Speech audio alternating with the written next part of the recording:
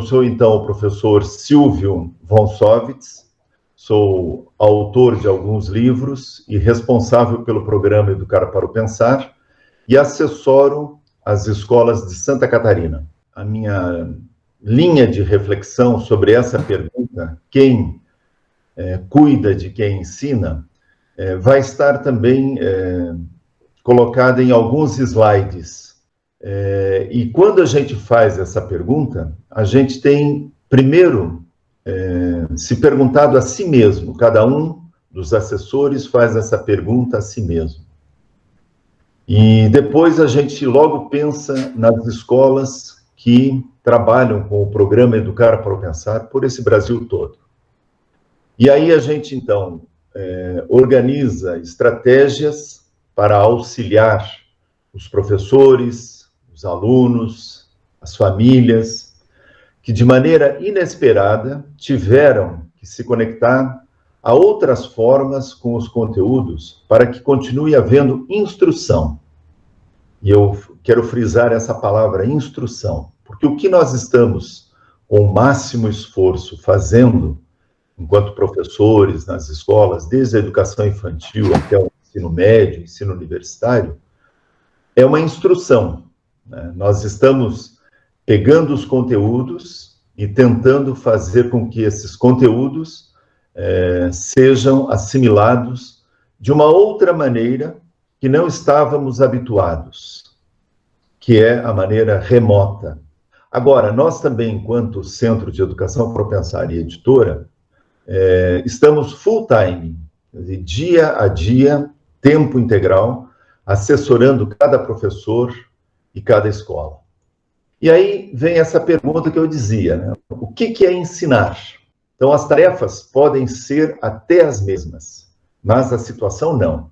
Por isso, a gente precisa, então, mostrar, né, ter essa empatia como líderes que somos de um processo de ensino e aprendizagem.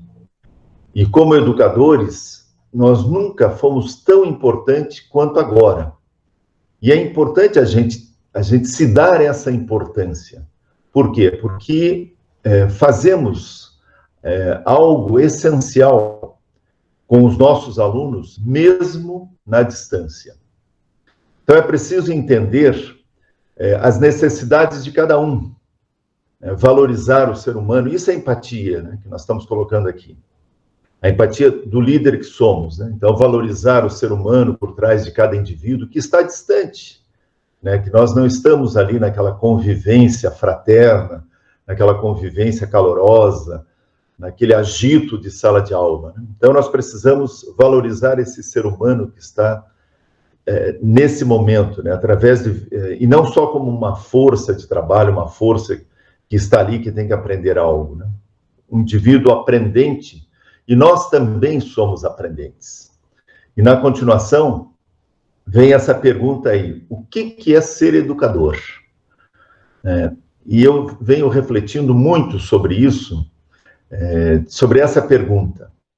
Nessas reflexões, vem então leituras, releituras de livros clássicos, filosóficos, pedagógicos, sobre a escola, sobre ensinar e aprender, sobre a educação, sobre a filosofia da educação. Enfim, me levam constantemente a essa pergunta. O que me conectou? O que me fez querer ser educador há 30 anos atrás? O que me levou a essa opção vocacional? E aí, então, ainda nessa pergunta, né, o que é ser educador, eu tive várias razões e respostas, né, para ser professor. Mas, constantemente, vem à minha memória 2 ou 3 educadores na minha vida escolar, e isso desde lá, os primeiros anos escolares até o meu doutorado, né? Então, 2 ou 3 professores me vem à memória quando eu faço essa pergunta, o que é ser educador? Por quê? Porque foram educadores que marcaram a minha vida. Então, eu posso dizer que foram os meus modelos, foram mestres, né, que influenciaram na minha decisão. E aí eu acho que cada um de nós deveria fazer essa pergunta. Nós estamos falando de quem cuida de quem educa? Qual é o educador que cuidou para que despertasse em você essa missão, essa profissão, né, de querer ensinar, de querer ajudar os outros?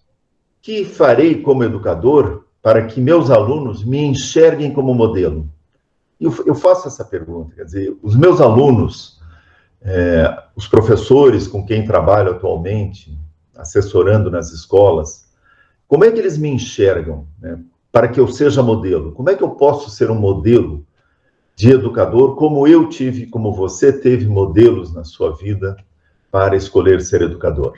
A outra pergunta é: quais ações eu devo organizar para que esta aprendizagem, né, seja prazerosa, os meus alunos tenham esse desejo de estar em sala de aula, né, para que eu consiga ser o que aqueles 2 ou 3 professores, educadores foram para a minha vida? Então, como é que eu vou fazer as minhas aulas, né? E como cuidar de quem educa? Então, vamos rapidamente pensar juntos algumas competências sociais. Eu nem vou entrar na questão emocional. Eu estou pensando muito nesses dias sobre essas competências sociais, e que vão ser vitais, né, nesse novo normal. Então, essas competências sociais serão vitais, né, na minha opinião, para que a gente possa ter uma convivência social e de aprendizagem escolar. E que isto contemple, né, uma atenção humanizada e de qualidade, né, para que realmente todos nós possamos, de fato, né, nos sentirmos acolhidos, integrados, envolvidos com o processo dessa mudança, né, considerando as subjetividades e as singularidades de cada situação. Então, as competências sociais que eu queria explanar aqui, elas são 5. Teriam outras, mas eu acho que essas 5 são fundamentais. A questão da empatia, né, como agente de humanização, restabelecendo a confiança na relação entre as pessoas. Então, a empatia é algo que nós precisamos estar atentos. Não é simplesmente se colocar no lugar do outro, mas essa questão da confiança, do colocar-se no lugar do outro, mas ao mesmo tempo tocar no coração, na mente, não só do outro, mas que isso também toque o meu coração, a minha mente. A questão da cooperação, né, que é fundamental. Por isso, quando nós falamos no programa Educar para o Pensar, de formar a comunidade de aprendizagem investigativa, é isso que nós estamos falando, de cooperação. Vai ser necessário nessa retomada, numa ressignificação das coisas. A outra habilidade, ou competência social, a questão da positividade. Quer dizer, ver o mundo de outra forma, revigorar a energia, o otimismo necessário. A outra competência, determinação, o desejo de superar os obstáculos, né? Então, fazer com que nós primeiro, e essas competências sociais, elas primeiro têm que ser pensadas por nós, educadores, para que a gente consiga fazer isso com os nossos alunos. E, finalmente, a resiliência. Então, isso é o que eu queria colocar aqui, porque, como educadores, nós temos um compromisso com o cuidado de si, o resgate da confiança das pessoas. O nosso programa entra em cheio quando nós falamos das habilidades sociais, das habilidades de raciocínio, das habilidades emocionais. Isso é o que defendemos junto aos educadores, aos educandos e às famílias. E escolas nos 31 anos de ações diárias pelo Brasil. Fomentando, né, com esse programa, com esse movimento, com as escolas, com educadores, o desejo de pertencer, né, contribuir, queremos e fazemos tudo a 4 mãos, a questão de permanecer dentro desse movimento todo e ser esse movimento. Só assim teremos, então, professores e escolas cuidando uns dos outros com essa aprendizagem participativa.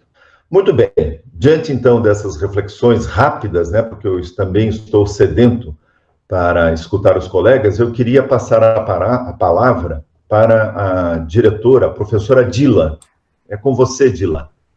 Ótimo. Então, primeiro eu vou me apresentar. Eu sou a professora Dila, sou professora há mais de 25 anos e hoje estou, porque eu sempre digo que nós não somos diretores, nós estamos, de fato, somos professores, somos educadores, mas nós assumimos outras funções exatamente por querer um pouco mais sempre dentro da educação. Então, hoje eu estou diretora do Colégio IESB, na Ceilândia, em Brasília, um colégio novo, que tem apenas está no seu 3º ano, que nasceu dentro de um centro universitário, que tem uma proposta bem diferente, uma proposta de aprendizagem significativa. Nós trazemos a realidade para o dia a dia.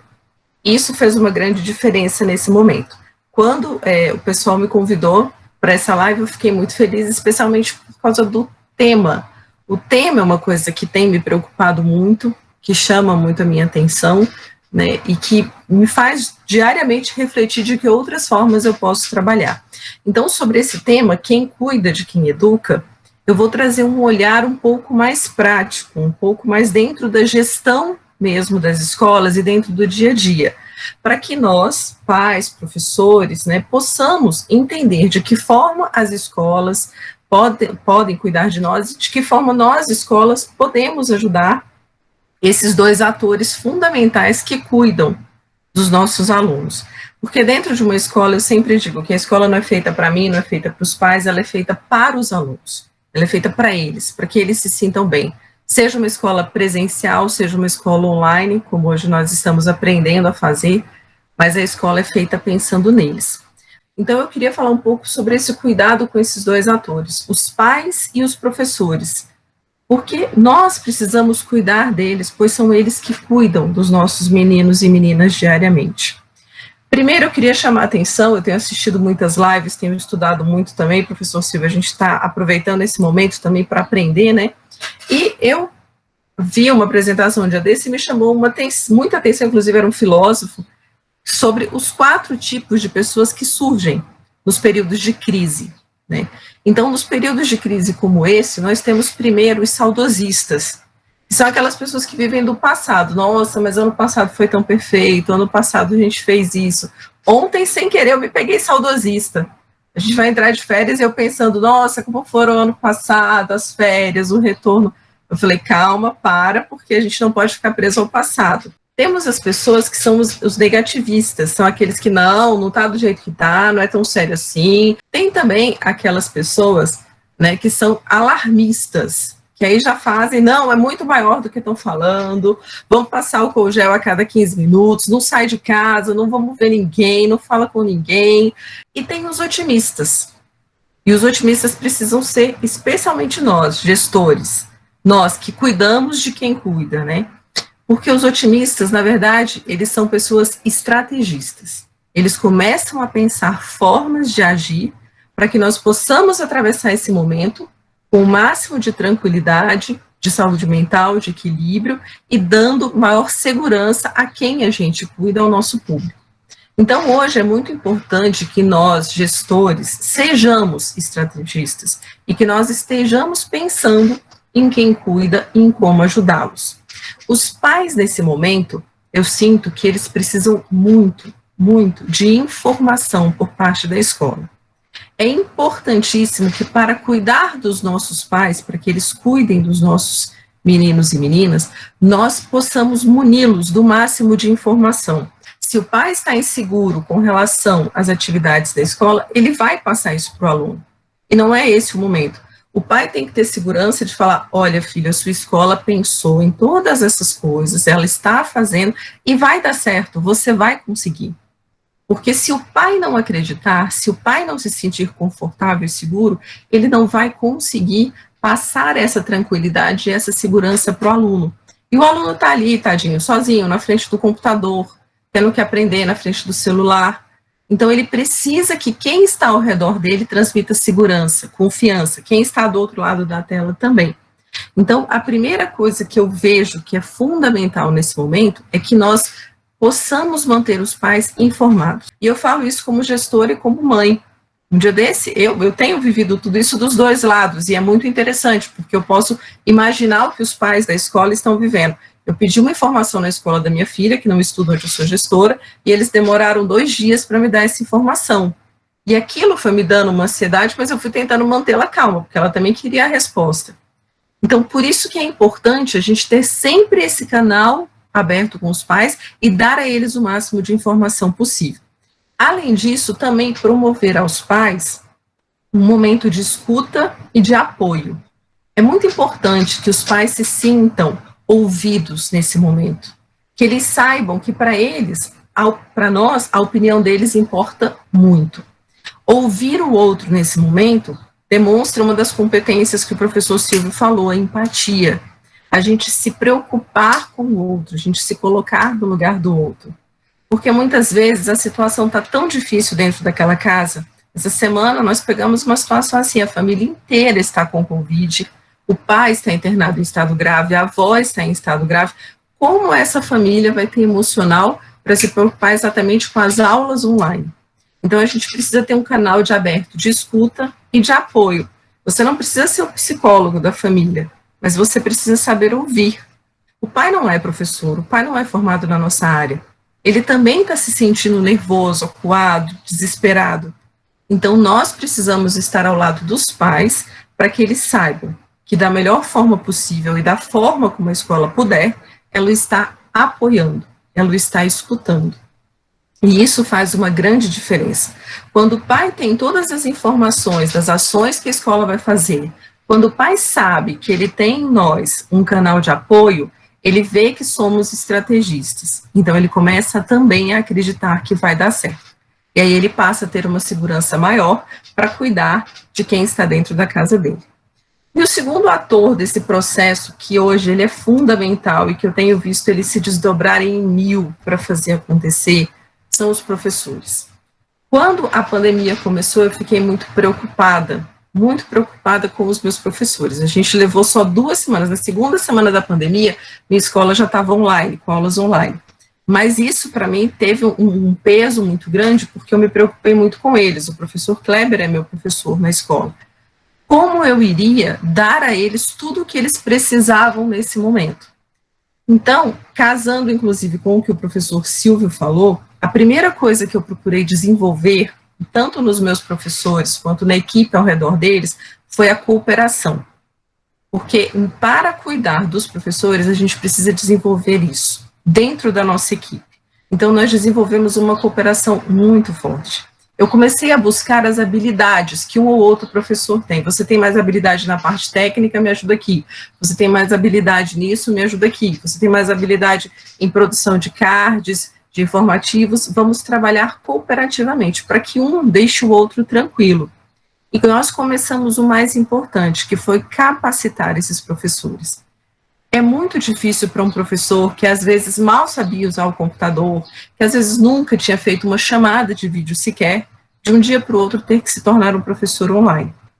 Então, cuidar desses professores implica em capacitá-los da melhor forma possível.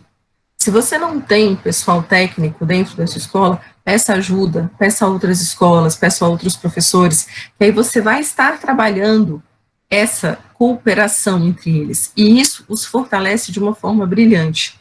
Eu vi isso dentro da minha escola. Nas 2 primeiras semanas, nós fizemos 15 horas de capacitação, e não foi porque eu impus as 15 horas. Eles começaram a fazer a capacitação, e um professor começou a mostrar que conseguia explicar a parte técnica, e eles foram pedindo mais e mais encontros, porque aquilo estava dando a eles segurança.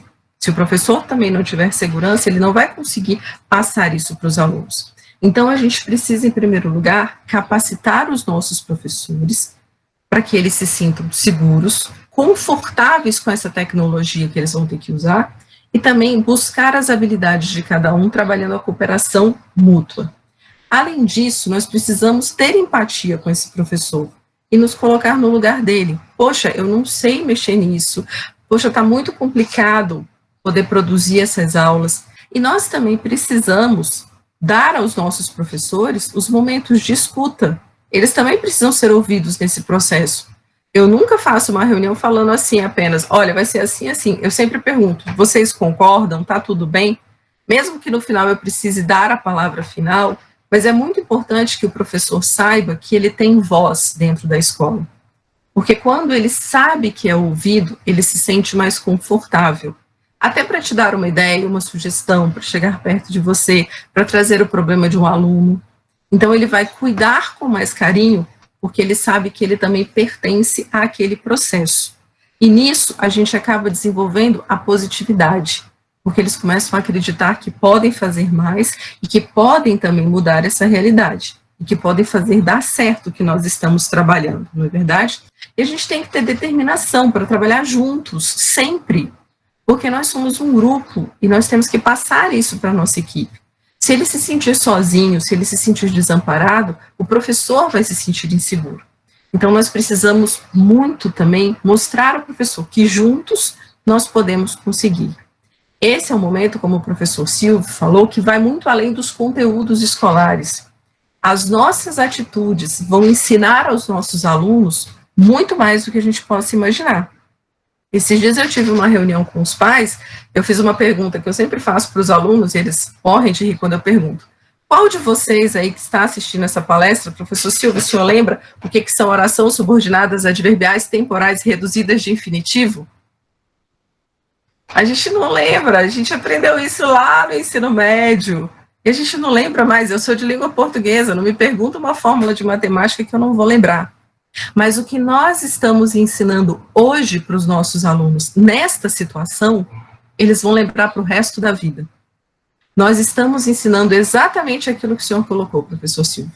Estamos ensinando a eles a serem resilientes, a poderem viver o momento, sentir e saber que eles vão superar, a serem positivos, a acreditarem que as coisas serão melhores e que eles podem fazer a diferença, a trabalhar de forma cooperativamente. Quantos colégios estão fazendo trabalhos, mesmo que online, e eles estão tendo que aprender um a ajudar o outro? Ou quantos alunos, a gente vê os alunos aqui entrando secretamente nas salas que nós temos de aula online para estudar, para se ajudar. Então, eles estão desenvolvendo essa cooperação, a empatia. Nós estamos ensinando ao aluno que estamos cuidando deles, estamos olhando para eles e que é necessário se pôr no lugar do outro hoje. Tudo isso são habilidades que nós não ensinaríamos simplesmente dando aula de ciências, geografia, matemática, mas que hoje nós podemos ensinar com tudo que nós estamos vivendo. Então, esse é um momento de grande aprendizado, porque o que o nosso aluno vai levar hoje não são só as orações subordinadas adverbiais, nem os sofistas, os pré-socráticos. Ele vai levar habilidades que ele vai usar para a vida inteira, assim como os professores e os pais. E é por isso que é tão importante cuidar desses dois atores também. Hoje os pais estão percebendo que depende das suas ações o resultado dos seus filhos. E os professores estão vendo que vai surgir do modelo deles a ação dos seus alunos. Então, por isso é fundamental cuidarmos de professores e pais nesse momento, para que eles deem segurança, para que os nossos meninos e meninas cheguem até o final do caminho da melhor forma possível. Obrigada, professor. Pode passar a palavra agora. Acho que agora é o professor Carlos, não é isso? Isso mesmo, sou eu. Primeiramente, é um prazer estar aqui com vocês. Quando me perguntam, né, o que você é, o que você faz, toda vez que me pedem para me apresentar ou me colocam numa situação que tenho que compartilhar experiências, conhecimentos, vivências ao longo da vida, a primeira coisa que falo, e faço questão sempre de ressaltar, que eu sou professor. Nesse sentido, eu sou professor do Centro Educacional Ouro Preto, uma escola semelhante ao que a professora Adília dizia, é uma escola que se ocupa em cooperar por essência. É uma escola que não tem como principal marca a formação do aluno para que seja um cidadão consciente, participativo e integrado à sociedade. Por isso que estamos aqui, junto com a editora Sophos, que a gente também cultiva essa vocação que a Sophos sustenta aí há mais de 30 anos. Não no mercado, mas na vida de cada um daqueles que eles impactam com todo o seu processo de formação e de educação para o pensar. O CEOP Ouro Preto é uma cooperativa que trabalha também na dinâmica de interação entre seus alunos. Lá eu sou professor, lá eu faço com que aqueles com quem cultivo o aprendizado, os meus alunos, com quem compartilho a missão de ensinar os meus colegas professores e também pais, lá eu experimento essa alegria de ser, de fato, professor. Não só lá, também sou professor na Bumerangue Neuroeducação, empresa que coordena há mais de 7 anos, trabalhando aí abordagens relacionadas à psicopedagogia e à Escola de Bailados de Mariana, a escola de dança da minha esposa, que lá desenvolvemos trabalhos relacionados à arte e cultura.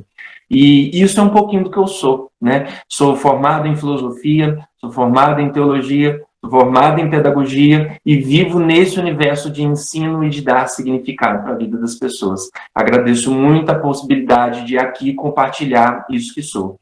Hoje, de modo especial, para refletir essa questão, né, de quem cuida daquele que cuida, gostaria de chamar a atenção para um detalhe da palavra cuidado, né? Quando a gente pensa nessa palavra, a ideia do cuidar, a ideia do cuidado, essa palavra fundamentalmente, dentro aqui dos significados possíveis que a língua portuguesa nos permite dar às palavras e conhecer das palavras, ela nos remete ao outro. O cuidado nos aponta para o outro. Tanto é que quando a gente vai falar do cuidado de si mesmo, a gente fala de autocuidado. Ou seja, o ato de voltar ações, atitudes, reflexões, sentimentos de preservação de si, certo? Mas a palavra de hoje de ordem não é autocuidado. A palavra de ordem hoje é cuidado. Toda vez que falamos de cuidado, nós estamos falando de um ato humano de se preocupar-se e ocupar-se do outro. Quando falamos do cuidado, é importante também lembrar que essa palavra tem uma origem latina. Exatamente.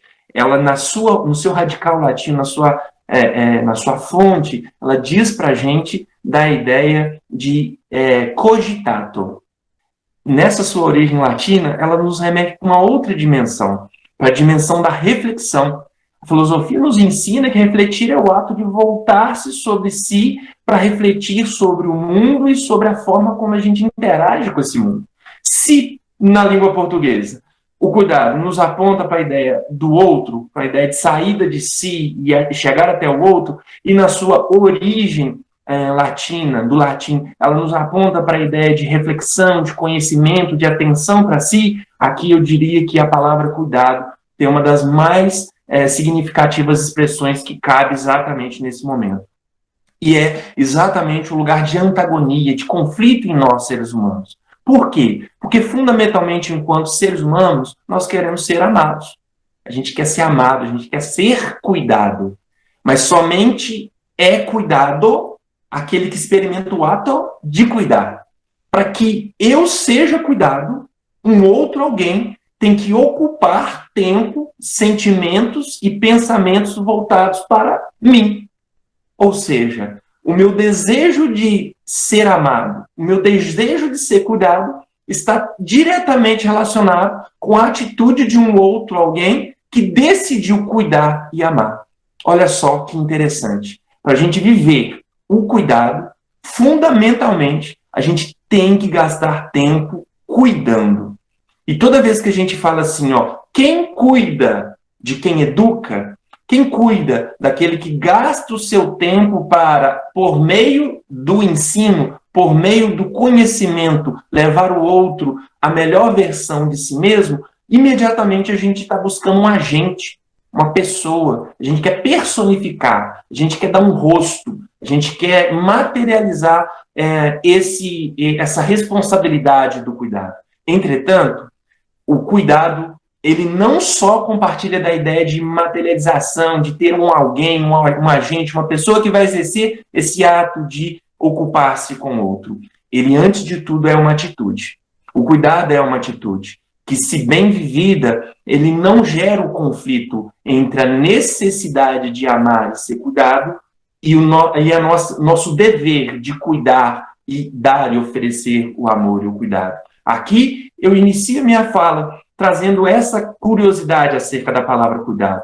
Ela diz de um movimento que vai para o outro, mas no seu radical fala de uma experiência, de um ato racional, intencional, reflexivo, de voltar-se sobre si e sobre as suas necessidades. E nesse cenário, a gente precisa destacar, em período de pandemia, que cuidado precisa ser vivenciado na dimensão da oferta e do receber. E perceber esses dois horizontes, esses dois lugares como lugares fundamentais para se construir, de fato, uma vivência como muito bem foi exposto pela professora Dila, de momentos de experiências de cuidado. Nesse sentido, trago aqui um terceiro elemento. Não só pensar na palavra cuidado, não só pensar dessa necessidade que muitas vezes temos de materializar, de encontrar quem será aquele que vai desempenhar o cuidado, como um pai que exerce o cuidado com o seu filho, como um marido que exerce o cuidado com a sua esposa, como um professor que cuida de seus alunos, como toda uma equipe administrativa de uma escola que cuida de seus professores e de seus pais. A gente tende fundamentalmente a buscar esses agentes, essas pessoas que vão exercer esse ato de cuidar. Mas chamaria aqui a atenção para esse terceiro elemento. Não focarmos somente no agente, mas focarmos na atitude do cuidado. A atitude do cuidado é uma atitude que ela exige, em primeira mão, afetividade. Exige afeto. Exige, de fato, de nós que nós tenhamos a coragem de externar e de buscar compartilhar o afeto. Sem o afeto, somos menos humanos. Aqui, nós estamos radicalmente separados dos outros seres vivos. É comum aos seres vivos cuidar uns dos outros, principalmente na dinâmica de autopreservação, com a qual a natureza os constituiu. O ser vivo tende à autopreservação e tende à sua permanência enquanto espécie. Entretanto, no ser humano, esse instinto de autopreservação ele vem com uma dimensão muito mais profunda. Ele vem com essa dimensão da afetividade, essa dimensão do afeto, essa nossa capacidade de amar, essa nossa capacidade de externar carinho, de externar confiança, de externar zelo pelo outro. E essa atitude, se a gente pensa essa dimensão reflexiva que o cuidado assume na sua origem latina, a gente entende que não podemos somente esperar um momento em que eu estou motivada, me sentindo bem para exercer o ato de cuidar. É fundamental que a gente tenha essa atitude reflexiva de cuidar. O nosso afeto, reflexivamente, pode tomar outra proporção quando a gente decide intencionalmente ser mais afetuoso nesse momento. Aqui, o cuidar de quem educa exige, acima de tudo, uma postura, independentemente de quem será o agente, de uma atitude afetiva. É um cenário com o qual ninguém nunca experimentou. Mas eu faço uma analogia interessante, que nos permite pensar, e eu acho que vale bastante a pena. Lembra quando a gente começou a ser professor? Imagino que todos, em sua maioria que estamos aqui, somos professores. Nossa primeira semana de escola, que desespero. Parecia que nada ia funcionar, que nada ia dar certo, insegurança, a sensação de que o aluno não ia aprender o que a gente tinha para ensinar, a sensação de que não ia dar certo aquilo para a gente. Aquele era um começo de uma nova época em nossas vidas. Compulsoriamente, eu diria que nós estamos nesse estado, Ana. Automaticamente, nós que somos professores há muitos anos, eu há 10 anos educo, por meio da filosofia, vejam só, de repente a gente nasce de novo nesse mundo, começando uma nova sala de aula. E é aqui que essa atitude afetiva vai fazer a diferença. Então, a atitude do cuidado, ela precisa ser afetiva. E para ser afetiva, ela tem que ser intencional. Aqui a gente faz a diferença no ambiente formal de ensino.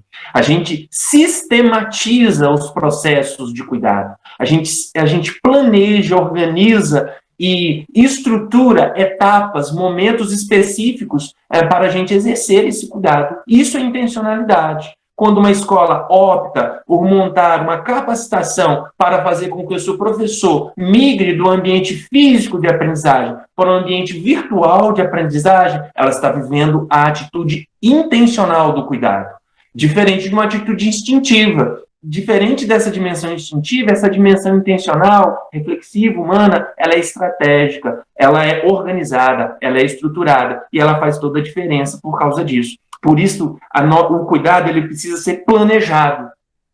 Por mais que seja espontâneo, aqueles atos cotidianos que a gente tem de zelo pelo outro, de voltarmos sobre aqueles que a vida nos permite compartilhar a existência, a gente precisa ter atitudes mais planejadas de cuidado nesse momento, que se desdobram em diversas dinâmicas. Por exemplo, a possibilidade de uma escola, ao ouvir os seus professores, ao ouvir os seus pais, perceber que muito mais que uma preparação para uma atuação no ambiente virtual de aprendizagem, que aqui é o lugar comum a todos nós neste momento, às vezes a gente precisa de um cuidado mental, de um cuidado espiritual. Assim, a escola pode optar por ofertar, por exemplo, um acompanhamento psicológico para os seus professores, uma assessoria psicológica para as famílias, para os seus alunos.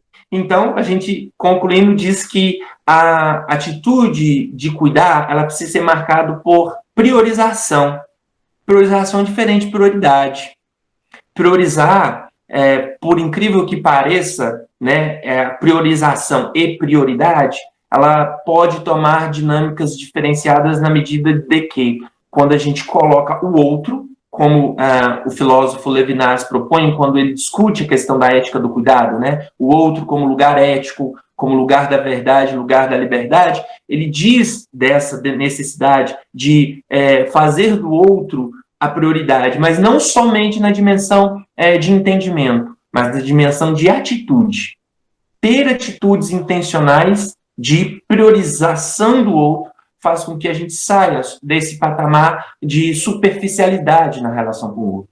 A gente precisa se educar para ouvir, se educar para entender, se educar para mergulhar na angústia e na necessidade do outro. Por fim, e por último, a gente diz que cuidado precisa ser marcado pela gratuidade. Cuidado que quer ter algo em troca, muitas vezes ele não é acolhido pelo outro. A gente diz dessa necessidade de cuidar sem pôr condições, como a mãe cuida de um filho. Por isso, concluo dizendo que quem cuida de quem educa, independentemente de quem for esse ator, tem que observar esses elementos. É fundamental que a atitude tenha uma dimensão reflexiva, intencional, planejada, articulada, gratuita, mas também seja marcada por uma honestidade, uma sinceridade, uma abertura de coração.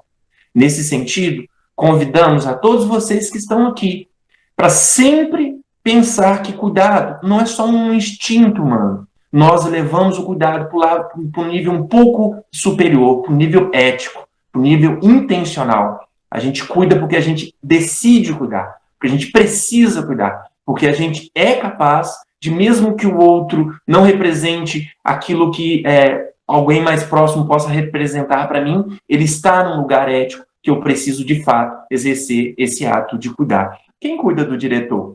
Quem cuida do coordenador pedagógico, que está geralmente no topo das relações administrativas numa escola? Esses processos, então, estão principalmente marcados por essa dinâmica do autocuidado. O autocuidado, ele está no lugar fundamental nesse processo. Finalizo desta forma, caros amigos e caros professores.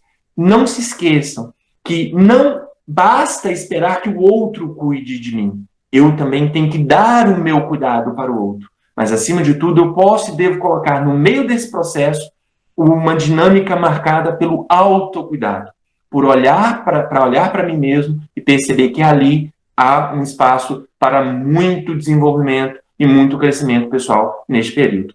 Muitíssimo obrigado pela atenção, pelo carinho da escuta de todos, e passa a palavra, meu caro amigo professor. Tá ok, eu sou o professor Kleber Macedo, do Colégio IESB, aqui da Ceilândia, e eu acho que não há necessidade de falar muito sobre nossos projetos, por enquanto, né? A professora Adila praticamente já disse tudo a respeito, mas eu preciso, dentro desse tema, que é cuidar de quem cuida, né? Cuidar de quem educa, né? Então, quando você fala assim, quem cuida do educador, quem é o educador, né? O professor é o educador. Nós sabemos que essa titularidade de educador, ela é um pouco recente, né? Nós sabemos aí que essa titularidade, ela cai ao professor, como o professor Silvio mesmo sabe, nas últimas 3 décadas, né? Em que nós temos aí uma nova Constituição, né? E eu vou até citar aqui, coisa que todo mundo sabe, mas só para ilustrar o que eu tenho para falar aqui, dentro da Constituição, o artigo 205 da Constituição Federal, que diz o seguinte: a educação é direito de todos, né? Dever do Estado e da família, né? E ela fica mais implícita ainda, bem mais explícita, no artigo 229, quando ela diz o seguinte: os pais têm o dever de assistir e educar os filhos menores, né? Então, sempre existiu, né? Existem algumas pessoas ainda que discutem sobre isso. Afinal de contas, o professor, ele é um orientador, ele é um professor ou ele é um educador? Não é verdade? Eu venho traçar essa ilustração, mas veja bem, eu não estou apontando aqui nenhuma visão pessimista com relação a isso. É que com essas mudanças que houveram, vamos dizer assim, a partir dos anos 90, do começo dos anos 90, ela deixou bem claro um grande problema social, que era uma verdadeira tragédia, né? Que é exatamente o problema do cuidar, afinal de contas, né? E esse problema, ele não é causado assim necessariamente por um desleixo das famílias, não é isso. Mas são características de uma sociedade dentro dessa própria pós-modernidade que nós vivemos, né? Então, por exemplo, eu imagino que os idealistas da Constituição, ele imaginou ali, quando ele disse, né, os pais têm o dever de assistir e educar os filhos, eles ainda possuíam, então, aquela visão ideológica, né, antiga, da imagem da mãe, como ele disse ali, a protetora, não é verdade? Que cuida dos seus filhos, que prepara o filho ali para ir para o colégio, que arruma o seu café da manhã, que arruma o seu uniforme, né? Que dá um abraço no filho, que dá um beijinho nele, orienta ele, diz assim, olha, respeite os professores, né? Eles são os seus pais também fora de casa, né? Você deve a sua educação a eles, né? Só que esse momento pós-1990 é um momento de transformações sociais em que não existe mais, assim, vamos dizer, a presença da mãe, né? A mãe é uma trabalhadora. Então não é um problema causado simplesmente por uma negligência ou um desleixo. É a própria realidade. Essa descentralização, né, do arrimo de família, em que a mãe sai para trabalhar, o pai, né, já trabalhava antes, aí de repente você tem um irmãozinho mais velho que ajudava no cuidado, ele também está fazendo um estágio, né? Ele também está correndo atrás do pão de cada dia. E aí, quem é que toma conta desse menino? Quem é que está tomando conta? Quem é que está cuidando dessa criança? Né? E aí, exatamente nesse momento em que se transfere essa responsabilidade do educar também para o professor. É claro que o professor não nega, né, essa titularização agora de educador, mas ele, com certeza, ele vai ter dificuldade. Por quê? Porque ele não foi preparado para isso. Fala a verdade, todos nós, né, professores, eu, por exemplo, eu estou professor, como a professora Dila mesmo disse, não sou professor, eu estou nos últimos 10 anos como professor, né? Passei os outros 20 anos da minha vida como mestre confeiteiro. Eu sou um confeiteiro que me tornei filósofo, né? Aí eu fico em dúvida, eu não sei se eu sou um confeiteiro filósofo, um filósofo confeiteiro, né?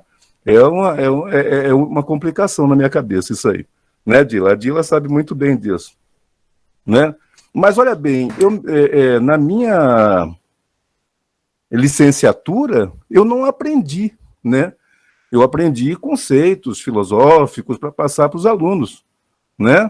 Então, a gente imagina que essa educação, ela já vem de casa, né? E aí aconteceu esse grande problema, né? Que é, de certo fato, uma tragédia social. Por quê? Porque quem é que estava cuidando dessas crianças, né? Então, nós nos vimos obrigados a também educar esses meninos. É claro que nós não vamos abandonar, né, esse título, mas exatamente por essa questão de falta de preparação, e como o professor mesmo Carlos disse, quem estava cuidando de nós? Né? Quem é que nos preparou para isso? Também não tínhamos. Então, nós temos aí problemas sérios dentro das escolas hoje, por conta de indisciplinas, né? vocês todos sabem muito bem disso. Eu venho de uma outra escola que nós chegamos a ter 40% do quadro de professores doentes, né? Com depressão. Exatamente professores que não sabiam como lidar com essa situação. Queriam ajudar, né? Mas não conseguiam. Por quê? Porque não estavam preparados para isso. Eu mesmo nunca me imaginei na minha vida me sentar diante de um psiquiatra, né, e chorar. Falar, estou desesperado, não sei o que fazer. Não é verdade? Então, é um problema sério que precisa ser resolvido, né? E aí que entra agora, né, voltando o tema da nossa conversa, que é quem cuida de quem educa, é muito importante a gente aproveitar dessa situação agora de pandemia e se possível, extrair, né, o máximo, vamos dizer assim, não sei se podemos dizer coisas boas, né, mas pelo menos experiências novas, porque isso pegou todo mundo de surpresa. Dentre aqueles professores que a professora Dila disse que não sabia nada, era um analfabeto tecnológico, sou eu, né? E aí eu agradeço muito a ela, a instituição, né, que deu todo esse suporte, né, essa paciência para qualificar, né, os professores, e ali realmente um ajudando o outro, um cuidando do outro. Olha só, mais uma vez, né? Um cuidando do outro. E aí os resultados foram positivos, né?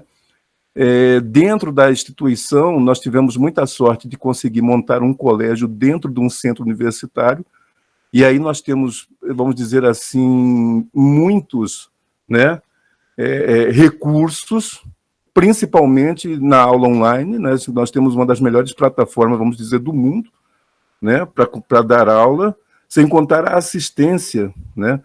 Então, voltando àquela questão de quando o pai ele precisa sair de casa para cuidar do seu sustento, ele transfere essa responsabilidade do cuidar para o professor, e o professor não sabe o que fazer, a iniciativa hoje do Colégio IESB, principalmente, bom, já que você trouxe seu filho, eu vou trazer você também, né? Nós também estamos trazendo os pais para dentro da escola, né? Forçando também a participação dele, exatamente cuidando desse protagonista também tão importante, que é o próprio aluno, né? Então, eu não vou tomar muito tempo de vocês, né?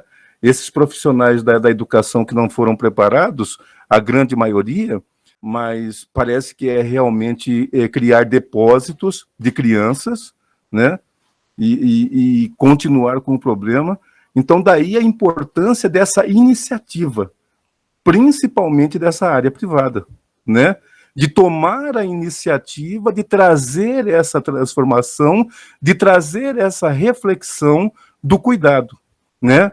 Aqui, por exemplo, não é puxando o saco, não, do Centro Educacional para o Pensar, né? Que elaborou aí realmente materiais, vamos dizer assim, muito bom. Eu gostei muito do material deles, principalmente porque a gente sai daquele contexto filosófico, né, da história, do contexto, para a vida prática. Está entendendo? E aí os resultados, olha, sinceramente, são muito bons. Porque a gente costuma muito ouvir, vocês são professores de filosofia também, e a gente ouve um grande número de crianças dizer assim, eu não gosto de filosofia, eu odeio filosofia, para que filosofia? Né? E é exatamente com esse material que nós temos que ajuda, né, a trazer para o aluno essa reflexão da onde você vai aplicar os seus conhecimentos, né? A filosofia passou, pelo menos dentro do IESB, não exatamente graças a mim, mas graças à estrutura da escola, que disponibiliza, né? Olha só, é o cuidar do professor.